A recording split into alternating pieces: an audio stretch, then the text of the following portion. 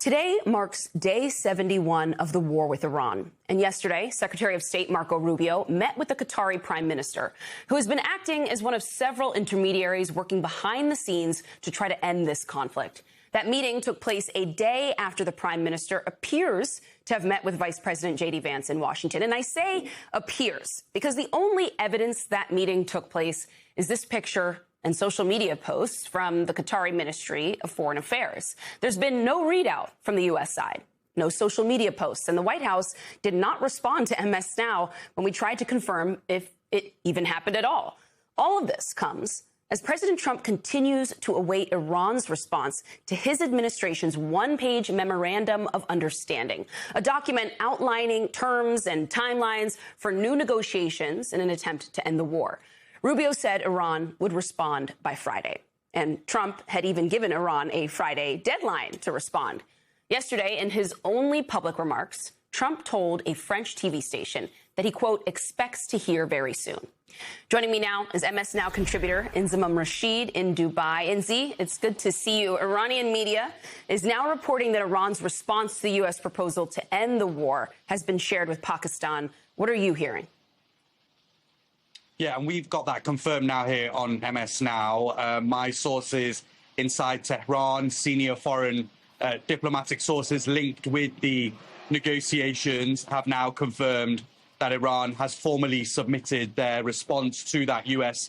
proposal to Pakistan. There's no indication yet whether Pakistan has sent that off to the U.S., but I imagine that would happen pretty quickly. My source also added that this is a positive step, but any ending is still a long way down the road. Mistrust needs to be seriously reduced and atmospherics need to be substantially improved. And I think he's alluding to both sides there, not just the US, but Iran as well. I think the big question, Antonia, is why has it taken so long for Iran to respond? I was being told on Thursday that they would have a response to the Pakistanis. That didn't come. As you mentioned, Secretary Marco Rubio had said that they were expecting a response on Friday, President Trump also, and they were hoping for a serious response from the Iranians. That didn't come then. All day yesterday, all eyes were on the Iranians.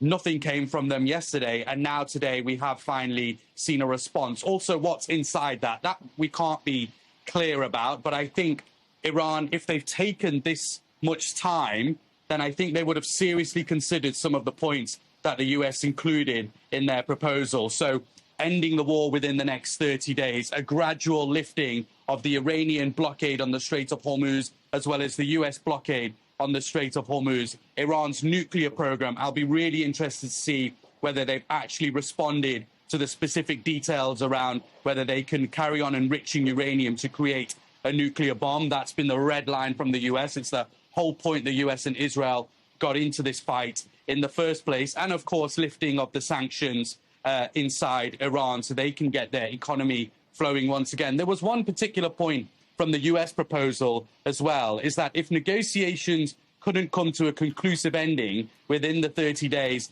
of this agreement being approved, then the US and Israel would start their strikes on Iran once again and continue with the blockade in the Strait of Hormuz. So I'd be interested to see what Iran has responded to that. I just want to tell you what Iran's president has tweeted this morning as well. He said that we will never bow our heads before the enemy. And if talk of dialogue or negotiation arises, it does not mean surrender or retreat. Rather, the goal is to uphold the rights of the Iranian nation and to defend national interests with resolute strength. Remember, Antonio, these are guys who will not capitulate to US demands. They're hard line. They've had years and years of learning how to negotiate, to not back down to anyone's demands, as it may be. So getting a deal over the line will be very difficult. But this is a positive step. They have responded. Let's look to the US now to see what their response is